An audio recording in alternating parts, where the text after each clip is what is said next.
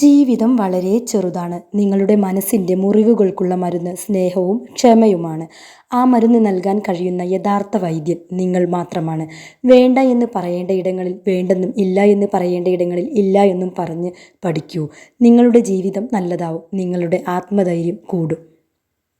പ്രതീക്ഷിക്കുന്നത് തന്നെ നടക്കണമെന്ന് നാം വാശി കാണിച്ചിട്ട് കാര്യമില്ല. നമ്മുടെ പ്രതീക്ഷകളൊക്കെയും ഒരു നാൾ സഫലമാവും. അതൊരിക്കലും കൈവിടേണ്ട.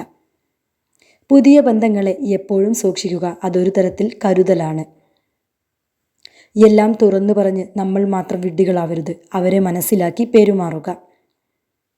ശത്രുക്കളെ മാത്രം ഭയപ്പെട്ടിട്ട് കാര്യമില്ല. വല്ലാതെ വിശ്വസിച്ച് കൂടെ കൂട്ടിയവരെയും ഇടക്കൊന്ന് ശ്രദ്ധിക്കുക. ആരാണ് നമുക്ക് കൂടുതൽ പണി തരുക എന്ന് പറയാൻ പറ്റില്ല. നിങ്ങൾ ഒരുപാട് മാറിപ്പോയി എന്ന് ആകുലപ്പെട്ട് പറയുന്നവരെ സൂക്ഷിക്കുക. അവർ നിങ്ങളുടെ പുതിയ വിജയത്തെ ഏറ്റെടുക്കാൻ ഉദ്ദേശിക്കാത്തവർ ആണ്. നിങ്ങളെ വേദനിപ്പിക്കുന്നവരെ തിരിച്ചു വേദനിപ്പിക്കേണ്ട. നിങ്ങളുടെ വേദന ഒരു നാൾ കാലം കാണാതിരിക്കില്ല. ഉത്തമ സമയത്തിൽ അതിന് പരിഹാരം കാണും.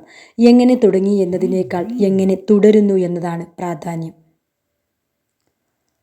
തുടരാനാണ് എപ്പോഴും പ്രയാസം. തുടർച്ചക്കാണ് വിജയം ഉണ്ടാവുന്നതും. നിങ്ങൾക്കെതിരെ എതിർപ്പുകൾ ഉയരുമ്പോൾ മനസ്സിലാക്കുക, നിങ്ങൾ വളർച്ചയിലാണ്.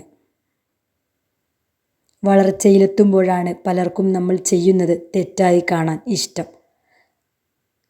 കാരണം നമ്മുടെ വളർച്ചയെ അംഗീകരിക്കുന്നവരെ കൂടെ അവർക്ക് പിന്തിരിപ്പിക്കണം. നിങ്ങളെ ഇഷ്ടമില്ലാത്തവർക്ക് വേണ്ടി നിങ്ങൾ സമയം ചെലവഴിക്കരുത്. കാരണം നിങ്ങളെ ഇഷ്ടപ്പെടുന്ന ആളുകൾ നിങ്ങളെ കാത്തിരിക്കുന്നുണ്ട്. നിങ്ങളെ ചതിക്കുന്നവരോട് നിങ്ങൾ പ്രതികാരം ചെയ്യേണ്ട. അതിൻ്റെ കർമ്മഫലം അവർ അനുഭവിക്കും. നിങ്ങൾക്ക് ഭാഗ്യമുണ്ടെങ്കിൽ നിങ്ങളുടെ മുന്നിൽ തന്നെ അത് കാണും. അതിനാൽ നിങ്ങളുടെ സമയം നിങ്ങൾക്ക് വേണ്ടപ്പെട്ട കാര്യങ്ങളിൽ ചെലവഴിക്കുക. Who gossips to you, they will gossip about you. നിങ്ങളോട് മറ്റുള്ളവരെക്കുറിച്ച് ഗോസിപ്പ് പറയുന്നവർ നാളെ നിങ്ങളെയും കുറിച്ച് പറയും.